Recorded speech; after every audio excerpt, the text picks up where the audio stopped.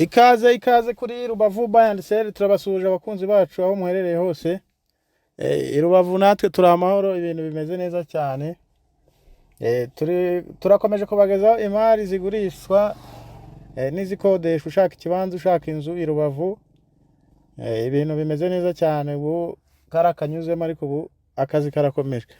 Uyu munsi rero twatembereye mu murenge wa Rubavu, mu karere ka Rubavu nk'ibisanzwe, hafi na kaminuza ya UTB kuri kaburimbo. Tugiye kubareka shwadiro nziza cyane, imari y'inzu wavugurura, iri mu kibanza kinini gifite ubuso bwa 300, gikora kuri kaburimbo ahantu heza cyane muri Buhuru, cyangwa se ugeze muri centre ya Byahi ukazamuka gato agapando gahari ugakata ibumoso aho ngaho ugana kuri kaminuza. Iki kibanza niho giherereye, kirimo n'iyi nzu na botike kinini cyane, kubera ko n'inyuma nureba amashusho neza hari ahandi wakubaka izindi nzu kandi hanini hangana nkaho yano mazu yubatse cyangwa se haharuta. Iyi mari rero y'iyi nzu imeze gutya turi kuyigurisha amafaranga make, miliyoni 19 z'amanyarwanda.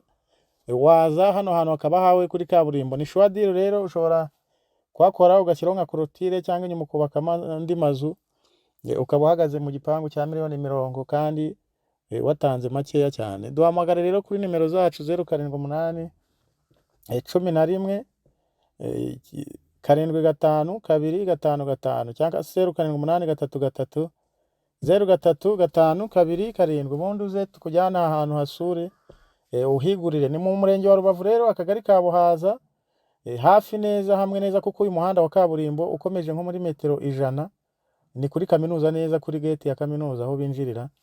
Urumva ko biregeranye cyane, ni hafi, muri metero 100 ni kuri kaminuza, kandi nayo ikora kuri uyu muhanda wa kaburimbo, ari nawo yino parcelle cyangwa se yino nzu turi kubereka nayo ikoraho. Urumva ko ari ahantu heza cyane, kandi ni muri hafi neza ya centre ya Byahi, kuko iyo uvuye muri centre ya Byahi uriye agapanda aho ngaho uhita uhagera. Ni hafi cyane nanone ya centre de santé ya Byahi, ni hafi cyane tena n'ibitaro bya Ndengera. Na ahantu rero hari ibikorwa remezo bifatika, ku buryo kuhagira inzu cyangwa ikibanza aba ari iby'agaciro, kuko ibibanza n'amazu byabo biba byihagazeho. Rero kuba twababoneye imari shwadire kuri miliyoni 19 z'amanyarwanda, witinda duhamagare, wibikeho yino UPI bayikwandikeho, wishyuye ayo mafaranga miliyoni 19 z'amanyarwanda.